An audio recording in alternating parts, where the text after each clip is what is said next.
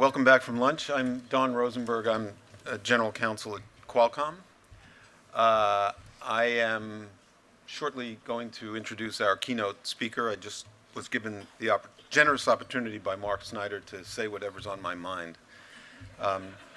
Unfortunately, Josh only has 45 minutes. It's starting right now, and if I had to talk about everything that's on my mind, you'd be here until next week. And everything on my mind is about what you're talking about all day. I was able to catch a good chunk of what was going on this morning. It's always really interesting to listen to everybody's thoughts and ideas and reactions to various things. I've been doing this for a lot of years, and it's very interesting to see how some things change and some things never do. I'm not going to comment on any particular. Well, I might. There were some things I heard this morning which, as I told some of my colleagues, made me almost jump up off the table, off my chair, but I restrained myself. It's quite amazing to me. I've been Qualcomm's general counsel for just under 10 years, and I was talking to my colleagues about various speeches I've made since about 2008. I started in late 2007. And I have to say, I wish everybody would have listened to me. One of the things, most importantly, the previous administration, one of the things that I kept hammering away at was my concern that statements on the part of, and certainly actions, but even statements on the part of our Justice Department and our Federal Trade Commission would have implications far beyond what they even intended them to have, and would come back to haunt us in various ways as foreign jurisdictions, and I use that term because I'm standing in the United States. I apologize to anyone who's in the category now of foreign. But jurisdictions outside the United States, of course, look to the United States and they look to Europe for examples, and certainly in the area of competition law and intellectual property law, that's one of the prime focuses by agencies who have similar responsibilities. And certainly in the area of IP, I was most concerned about what I guess you would call the delicate balance between, everybody talks about the intersection between competition law and intellectual property rights. And my position, as I think is the same as many of you in this room, is there's no real conflict. There's a great consistency between the two, but there's that constant discussion of the intersection and then presumably some kind of conflict. But there has been a balance that's been struck over the decades, and that balance is now tipped, in my opinion, where competition law has encroached on intellectual property laws and intellectual property enforcement. And that's been coming for a long time, and it's very disturbing, a very disturbing trend. We at Qualcomm, unfortunately, are, I guess you would call us the tip of the spear, or there's got to be a better phrase for that, but we unfortunately have been the victim of what I anticipated to be the reaction of many jurisdictions around the world to the policy debates that have been going on here in the U.S. and statements made by and positions taken by our own FTC and DOJ. And you can see that in China, you can see it in Korea, you can see it in Taiwan, where I can honestly tell you that what's going on in terms of so-called competition law enforcement is no question. It's really all about industrial policy and trade issues that can be manipulated through the use of competition law. And in this case, it really is the use of competition law to degrade the value of intellectual property rights. And it's extremely short-sighted thinking on the part of the agencies I mentioned in the past, extremely short-sighted thinking on the companies, U.S. companies included, primarily U.S. companies sometimes, who are pushing this narrative, because at the end of the day, it's going to affect them, but it also affect our economies. And the notion of the innovation economy, the knowledge-based economy that everybody likes to talk to, is going to be hindered by the attack on intellectual property rights and the use of competition law as a vehicle for that attack. So I've already decided that I'm going to speak too long if I continue on this path. So I'm not going to do that, because the really important thing to do is to introduce Josh Wright, who is I can very happily say is a friend. We've had wonderful conversations over the years. I wish Josh hadn't left the Federal Trade Commission when he did, because one of the things that Mark and I are losing sleep over, and others in this room, might not be on our table if he had been there and there were somebody else voting. But so be it.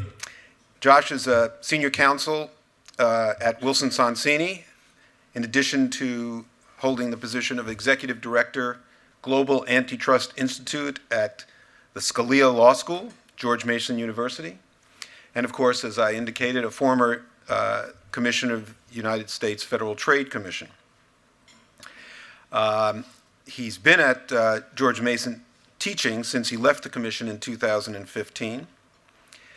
He was nominated by President Obama, and he was unanimously confirmed by the Senate, which is something unusual these days. Professor Wright joined George Mason as the full-time member of the faculty, and he's got a courtesy appointment at the Department of Economics, and he's the executive director, I think, as I said, of the Global Antitrust Institute. He's actually spent quite a bit of time at the FTC. He was an intern there twice, 1997 and 1998. And he was a scholar in residence between 2007 and 2008. And then, as I said, he became a commissioner in 2013, I believe it was. Professor Wright received his JD from UCLA in 2002 and his PhD in economics from UCLA in 2003. And he had graduated with honors from the University of California in 1998. He is a really astute observer of the trends that we've been experiencing over the last several years. And I know he's got a lot of interesting things to say about his view of how things may be different under the new administration. And so please join me in welcoming Professor Joshua Wright.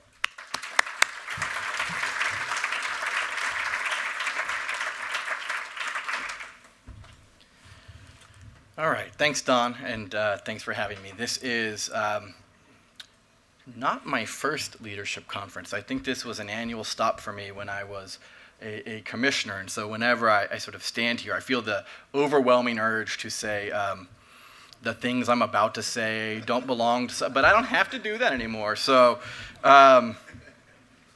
people who followed my stint at the FTC may laugh at the idea that now I'm going to tell you what I really think, but I'm gonna.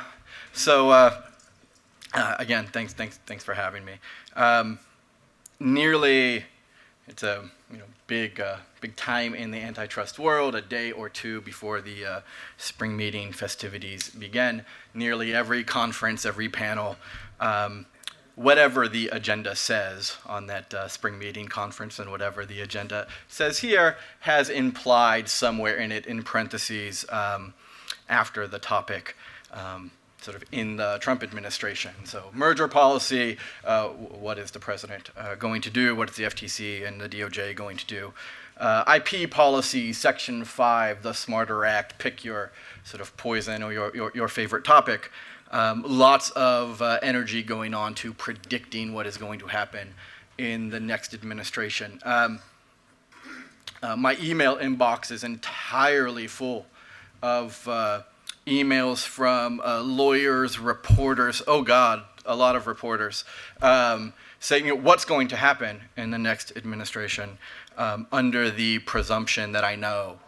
I am here early to disabuse you of that notion.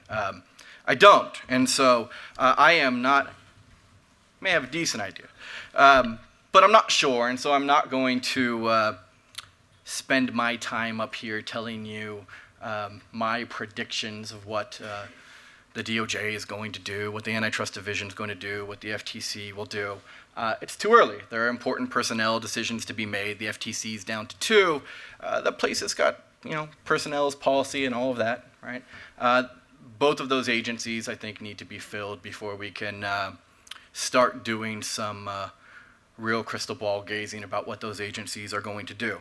So instead, I'm going to do something a little bit different, and I'm going to spend my time telling you what I think that those agencies should do. You can sort of maybe consider this my open letter to the incoming personnel at both agencies.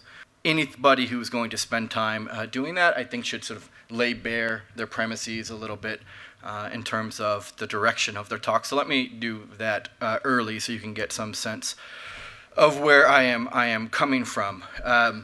One, it is my view that there is no more important area with respect to competition policy for the incoming administration than the intersection of IP and antitrust. None that requires more attention and intellectual energy. None that requires more thoughtful strategy. None that requires more investment in the agencies and their own human capital to improve their performance. And none in terms of areas of policy that are as important on a sort of bang for your buck rate of return basis for the US competition agencies. That's premise one. There's only going to be one more, which is, in my view, and again, not new news for those who followed my stint at the Federal Trade Commission. I think one thing that Don and I have in common over our chats over time has been, as Don mentioned, he sure wished the last administration would have listened to him. I think I led the universe in dissents or something like that. I forget exactly what the record is, but me too, in terms of wishing that the last administration had listened to me. So it should come as no surprise, and it's my belief that current antitrust IP policy at the FTC and DOJ is off the tracks. And I want to spend a little bit of time discussing my views on what ails contemporary antitrust IP policy before talking about various proposals to treat it. Don hinted at what I think is, and I will agree if this is where he was going, the most critical problem facing domestic antitrust policy with respect to antitrust and IP is a problem that is, well, not in the United States. The problem is that what we say and do with respect to competition and IP policy in the United States has large and important spillover effects internationally. The number of international antitrust agencies, I wish I had my slides. I show this to my students. It's a viral map that spreads. The number of antitrust agencies is somewhere, if Professor Kovacic was in the room, if I saw him, he would know the exact number right now. I'll be embarrassed to guess and be wrong, but it's well above 100. And that is, 128 is the number I used to use. My students are in the room, and so they're going to catch me if I make a mistake. So, and my dean too, I may get a pay reduction. So I'm going to stay away from guessing. But you get the point. What we say matters at those agencies in particular, matters in a number of agencies that are making critical strategic decisions about how to engage in antitrust policy involving intellectual property rights. And it is my view that US agencies have somewhere along the line, and I'll talk a little bit about where and why I think that this happened, somewhere along the line lost a desire to communicate in unequivocal terms to international competition agencies about the critical role that IP rights play in facilitating economic growth and innovation. The issue is in part that the US agency's own views have shifted on this question, and so we'll return to the substance of that shift in a moment.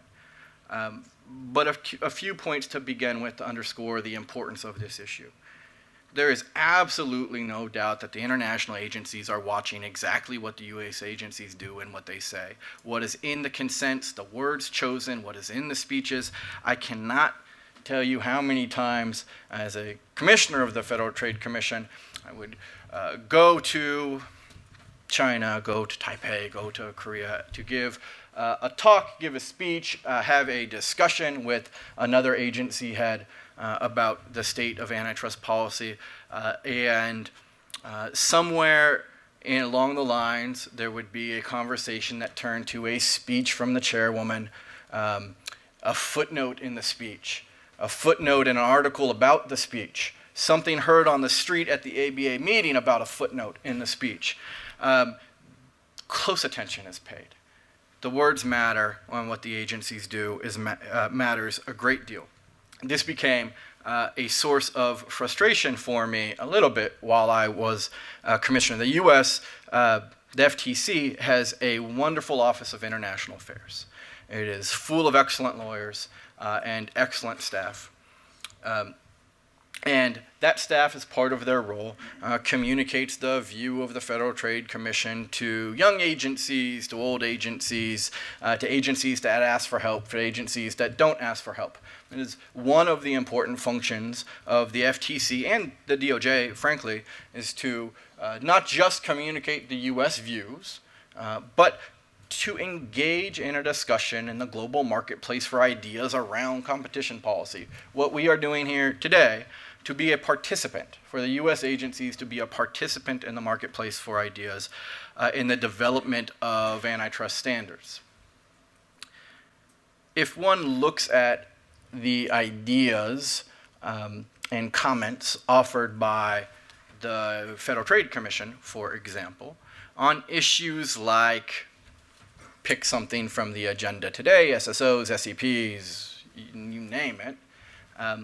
The language that we use in international advocacy, in my view, has become a bit too equivocal to be particularly useful. So a personal anecdote from my own experience, without sort of divulging any information that will get me in trouble, on a number of occasions during my stint at the Federal Trade Commission, the agency would be giving its views to, I'm going to try not to name a country so that I don't get in trouble. A country, pick your favorite country. Okay? Imagine it in your head. That country has asked the FTC for guidance on a particular controversial issue, say SEPs. Okay? And the FTC would be planning to give its views to that country. As a commissioner, I would raise my hand and say, I would like to know what the Federal Trade Commission is going to say to that country. Let's just say it's Canada, okay? Seems harmless enough, right? So I would like to know, as a commissioner, what the FTC is going to say to Canada. No, you can't know. Well, I feel like I should be able to know. I'm a Federal Trade Commissioner.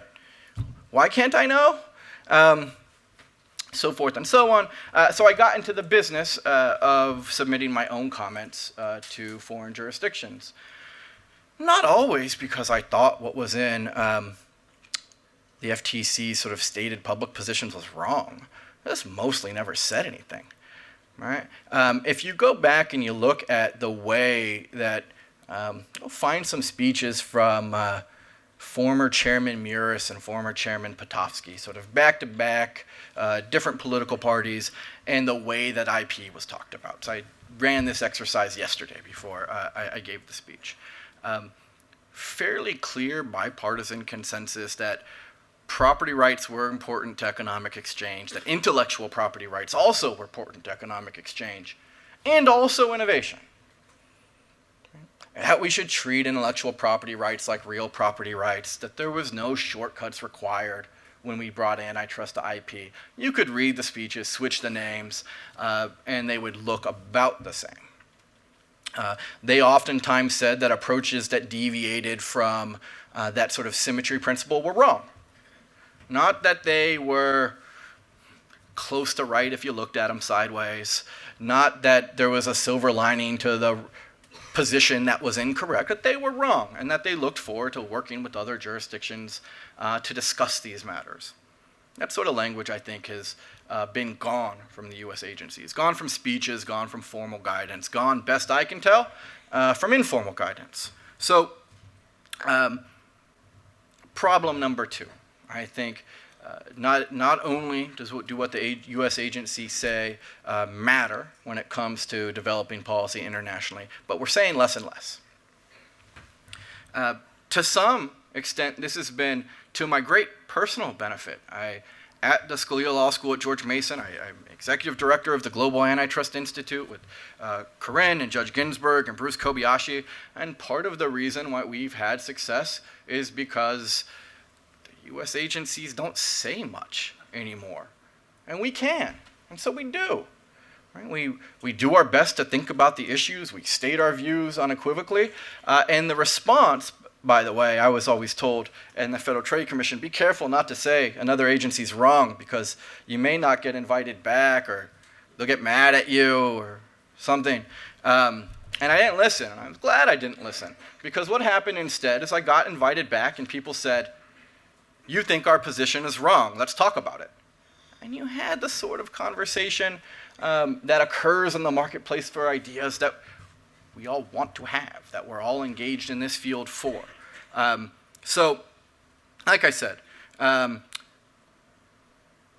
certainly I've been the beneficiary of the lack of unequivocal commentary from the U.S. agencies on these issues, but from a public policy perspective, I think it is a sad state of affairs. So, given my premises, I want to talk a little bit about what I think should be the overarching goal for the incoming FTC and DOJ, and then I'm going to spend some time talking about some specific issues in domestic policy and some proposals to fix them. Right? So the movement in U.S. antitrust and IP policy, the shift that I think has occurred over the past 10 to 12 years has not been random. It's followed from an academic shift to do with patents. That shift didn't start in the antitrust literature. That shift started with economists and others writing, and law professors, oh, so many law professors, writing about patents. IP rights, if you look at the economics literature and the antitrust literature in particular, the antitrust scholars are late to this party. It's sort of happening for 5, 6, 7, 8 years, the attack on patents, before the antitrust scholars sort of jump in. They jump in, and the movement, which still remains quite popular in legal academia, sort of spreads to the agencies. Now, antitrust agencies are not immune from sort of academic trends and fads. I think, so I graduated, I was in graduate school in the late 90s and early 2000s. You couldn't pick up an issue of the Antitrust Law Journal without 9 issues about network effects and why we had to sue everything that looked like it, right? Anything that's had the word network, maybe just effects, or look like a phone, we should sue because there are network effects and those are barriers to entry. Okay? The literature, I think, is in a more stable place. We've got a little bit of a better understanding of when network effects are a problem, when they're not, even when they can generate serious consumer welfare benefits. But for a while there, if you looked at industrial organization economics journals, law and economics journals, law reviews, the way to get tenure as a law professor was write something that ended with, and Chicago School is wrong. Put raising rivals cost in, say network effects, ball game. Okay? And it worked. And that's not to say that all the intellectual energy there was a waste. It wasn't. There's a tremendous amount of knowledge created during that time period. But there's also a lot of noise we bought for whatever amount of signal we received. So the trend now, I think, is somewhat similar. The new version of this is imagine that IP either is a barrier to entry or doesn't facilitate innovation or doesn't facilitate economic exchange, and dream up an antitrust limit to the use of intellectual property rights. Write an article. Do it about reverse patents. Do it about patent settlements. Do it about licensing. Do it about injunctions, block booking, vertical restraints. You pick it. Tenure is there for you. Okay? Some of these articles are very, very good. Right? Some aren't. Okay? But the main point is that things have come remarkably far. Again, when you leave here, go have a drink. But tomorrow, Google speeches that came out of the FTC and the DOJ in the mid-90s on antitrust and IP. Go find a Tim Muir speech or a Bob Potofsky speech. Okay? And look at the rhetoric about intellectual property rights and compare it to now. Okay? The shift, I think, has been dramatic, and it's been incredibly important. I'm going to talk a little bit about one example that I think, for my money, is the most important part of this shift in antitrust policy involving IP rights. There's in the 1995 IP guidelines.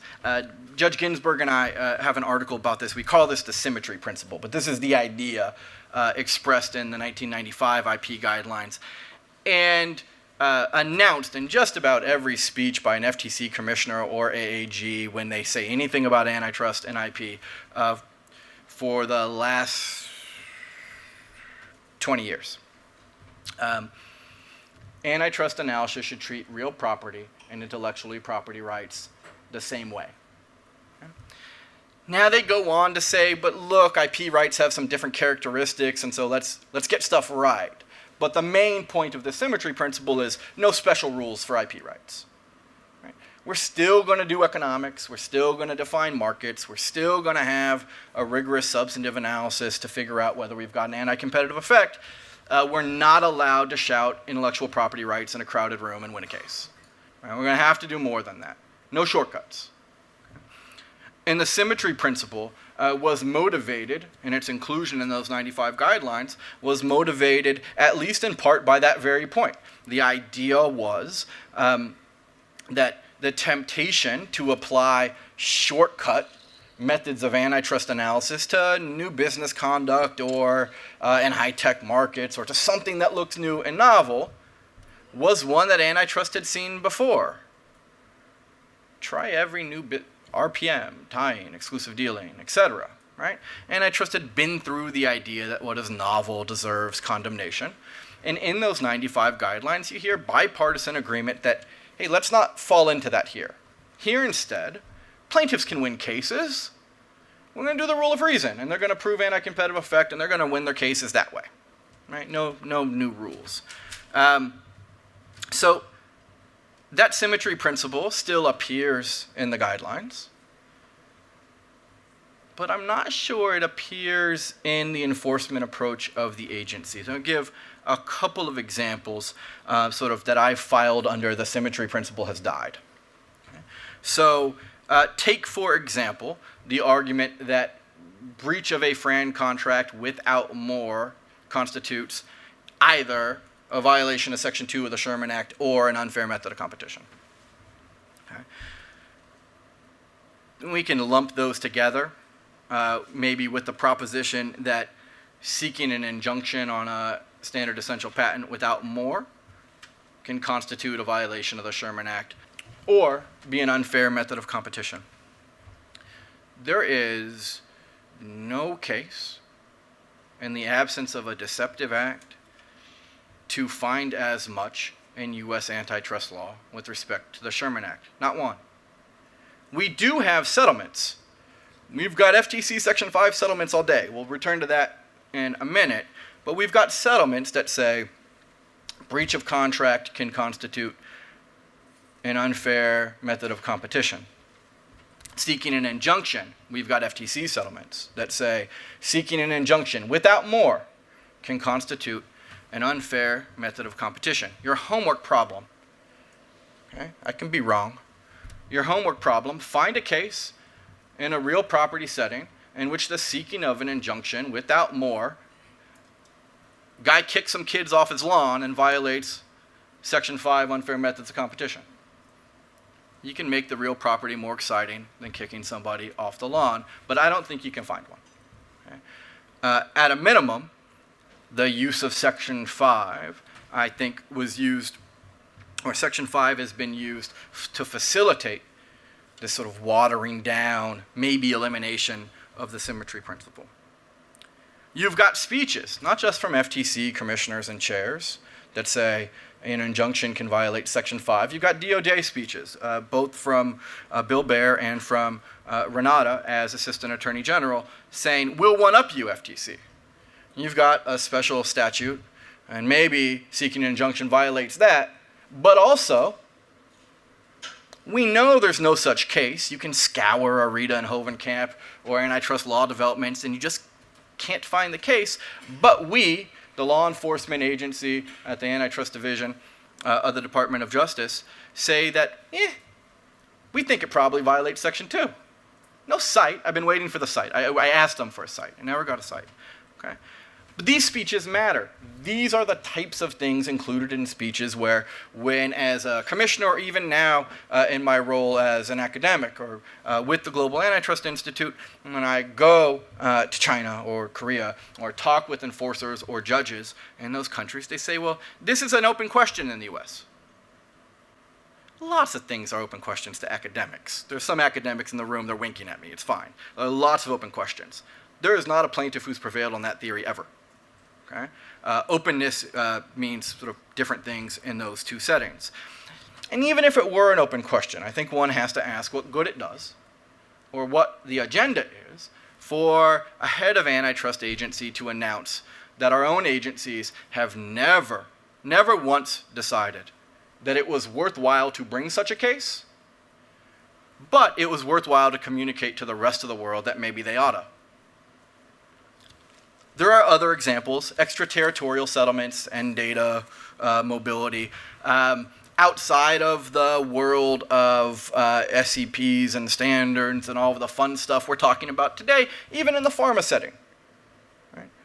An activist, the court says, we're going to do the rule of reason for reverse payment settlements. What's the rule of reason mean? A bunch of antitrust lawyers in the room, you know what it means. What's the agency's position? At least in some corners of the Federal Trade Commission, the rule was, well, we've got a nice shorthand for this.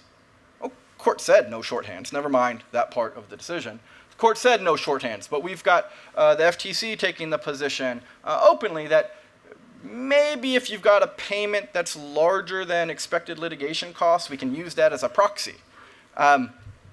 The search for shorthands, I think, and I want to be clear about one thing here, antitrust law evolves. The idea that we can learn enough to have shortcut rules is a good one, right? This is not about being a position against the use of shorthand rules generally, but only where we know enough empirically and with respect to the relevant theory to justify one. I think we're getting it right more often than we're getting it wrong. I do not think reverse payments is such an area, and I don't think that the intersection of IP and antitrust is such an area sort of more generally. So let me, having talked about the importance of what we do domestically for the sake of the spillover effects, but also the importance of what we do domestically to get it right domestically, let me talk about a couple specific proposals. I will conclude with a couple specific proposals. Depending how you define the market, I got 4 or 5, which are sort of ideas, I think, to nudge either agency, sometimes both, in the right direction in terms of where current antitrust and IP policy stands in the US. Proposal number 1, I think, is fairly well implied here. There will soon be permanent heads of both agencies. The heads of those agencies, as soon as possible, need to get on a plane. They need to get on a plane. They need to go to Taipei, and they need to go to Beijing, and they need to go to Seoul, among other places. Canada, they should go to Canada. Okay? There's other nice places to go. Okay? But these speeches matter. And the truth of the matter is, for the past 10 years, the overarching theme of the U.S. message to international agencies have been that it is difficult to come up with too much or too strong a limit on IP rights when thinking about the intersection of antitrust and IP, or the appropriate role of antitrust in curtailing or limiting IP rights. Too much buy into this notion that I don't think I know many economists who sort of buy into this, even those who believe in strong limits on IP rights using antitrust, but this idea that what we're doing with antitrust IP is this great balancing act, right? Rather than thinking about sort of optimal policy, we're giving one thing and taking away the other and declaring balance. Too much talking about theoretical harms without talking about the evidence. And let's have a real conversation about the evidence, right? What evidence is there that seeking an injunction without more results in higher prices or reduced output? There's real debates to have on these topics. People have them on panels like this all the time. But for our discussion to move into those debates, which I think has been missing, I think some of those speeches, some of the role for the new head of administration of each agency, the FTC and DOJ, part of that is going to have to, frankly, involve walking back positions that have been taken over the past 10 years. Okay? I'll give one or two specific examples of that in a moment. But the theme ought to be, you can pick Bob Potofsky's speeches instead of Tim Uris, that's fine, right? But the theme ought to be, intellectual property rights, like real property rights, are important to facilitating economic exchange and encouraging innovation. There is substantial evidence for both propositions.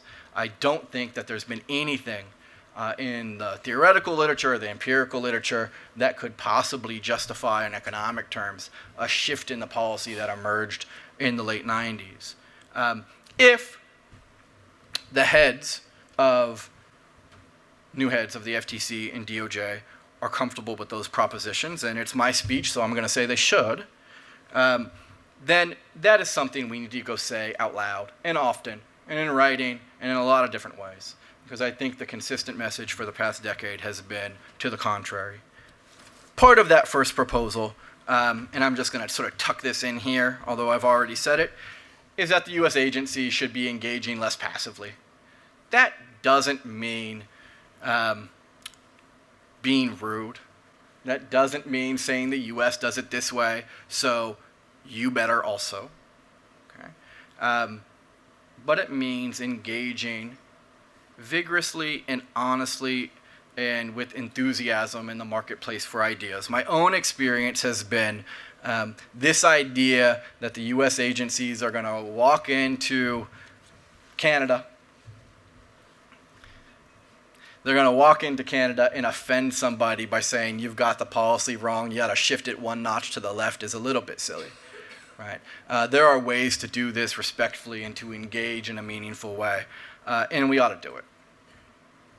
Let me do let me do one specific DOJ proposal.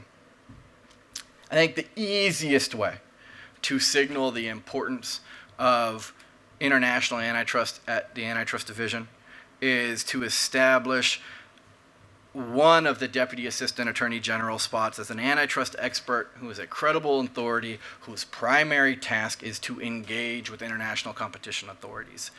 The AG can't be everywhere. He's going to go on the first flight, he's going to come back. Right? But having a DAG that is dedicated to international antitrust, that has those meaningful engagements, that has those discussions, and whose primary job is to do so, I think would be a very, as a substantive matter, probably required for the U.S. agencies to have the type of engagement with international competition authorities that I'm contemplating. But as a matter of signaling, I think this would be certainly would be perceived as a welcome step from agencies abroad. I'll go fairly quickly on the last two. Last two are going to be FTC specific. my favorite agency. Okay? And the first one is my favorite subject, Section 5 statement. So this is a statement I think I know something about.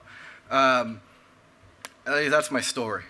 So one of the things that the UMC policy statement does, one of the most important things that it does, is it limits the relevant domain of harms cognizable for an unfair method of competition to those cognizable under the traditional antitrust laws.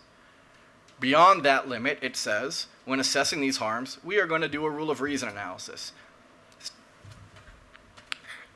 The chairwoman's statement that accompanied the Section 5 policy statement went so far as to say, in a very long, hard-fought-over footnote, went so far as to say, in case you're wondering what we mean by rule of reason, see a read in Hovenkamp where they define the darn rule of reason. We mean what you mean when you antitrust lawyers are counseling people on what to do with the rule of reason. Okay? It is my view that a large number of FTC settlements that have done most of the damage in weakening the symmetry principle. Settlements that say seeking an injunction is an unfair method of competition. Settlements that say breach of contract without more is an unfair method of competition. That those settlements those cases and those consents don't survive the new Section 5 policy statement. Press releases that have come out of the agency subsequently have said cases like Bosch and Motorola and NData are still good law with quote marks because they're consents, okay? But still meaningful from the perspective of FTC policy. They shouldn't be. They don't survive the policy statement. And whatever one thinks of the merits of that statement, a subject over which the current acting chair and I have a little bit of a disagreement, but whatever one thinks about whether the FTC should or shouldn't have had a policy statement, they have one. And on its face, it renders those settlements no longer properly construed as unfair methods of competition. The new chair should stand up and should say so. Last one for the FTC. One of the parting shots of the Obama administration's attack on IP and antitrust, as most in the room will know, and no one better than Don, was to file a complaint in the Northern District of California against Qualcomm. Now, much has been made about what the new administration sort of can and should or might do with that case, and I don't know. It's a one-to-one commission. But I do want to say the following. The new administration and how it treats that case, these are choices that the new administration has that are very important in terms of the message it is sending, for the reasons we've discussed already, about its position on antitrust and IP. It is too easy to say, but that complaint belonged to the last administration and not this one. So far, I think that's probably fair, right? But there will come a time, I imagine fairly soon, when the current administration is going to sign some sort of brief in that case. Right? Tad Lipsky's name's going to appear somewhere on behalf of the current head of the agency, and at that moment, that case belongs to this administration. I want to raise sort of a quandary that I'm sure folks inside the agency are thinking about, but I think it's worth sharing. The acting chairwoman's dissent says there is, for those who don't know, the FTC standard to vote out a complaint is pretty darn low. As the staff told me all the time when I wanted to dissent, you know the standard's just reason to believe. If there's reason to believe there's an antitrust violation, we can file a complaint. The acting chair dissented on the grounds that there is no reason to believe that there is a claim either under the Sherman Act or as an unfair method of competition. For fans of Twombly and Iqbal, it is very difficult as a logical matter to get one's mind around the concept of having zero reason to believe the conduct in the complaint and evidence available to a commissioner violates the antitrust law, but yet the allegations in the complaint are plausibly violate the antitrust laws, there may be an intellectual gymnast in the room more skilled than I. But that's tough. And I think it is the first major decision of the new administration at the FTC, how they are going to handle that. But for my money, this is an opportunity that is not dismissed by saying that belongs to the old administration. This administration's name will be on that brief. These commissioners, this bureau director, and that is, I think, will be the first inkling that we will have about exactly where antitrust and IP will be going at the Federal Trade Commission over the next couple of years. I am probably well over time. I do have some students in the room who are saying, now you feel their pain in class. So I will stop there, and I don't know if I've run over time to have questions, but I'm certainly happy to take them if I have not. So thank you.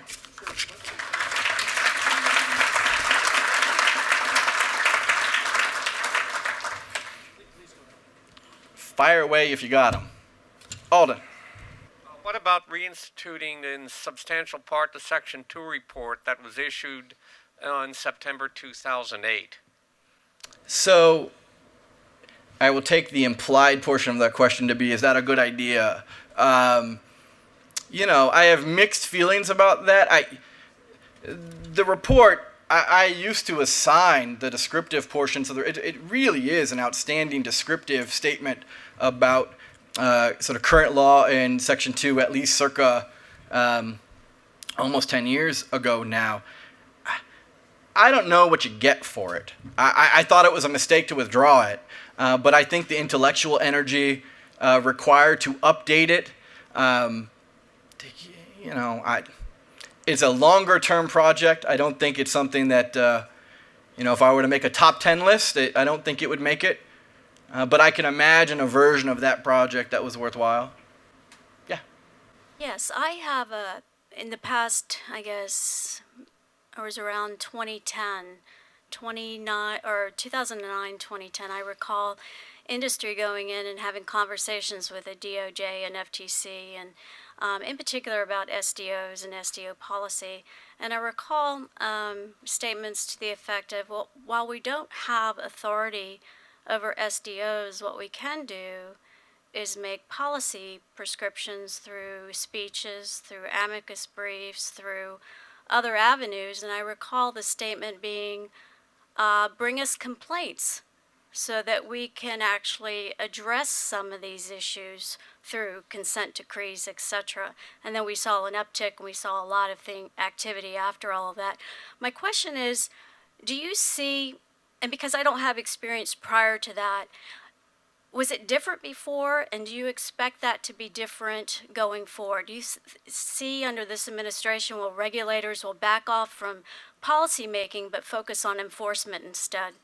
That's a great question. And to some extent, what I am encouraging, at least in the international arena, is not for the agencies to back off, but to put their foot in the pedal just to sort of change where they're pointing the car.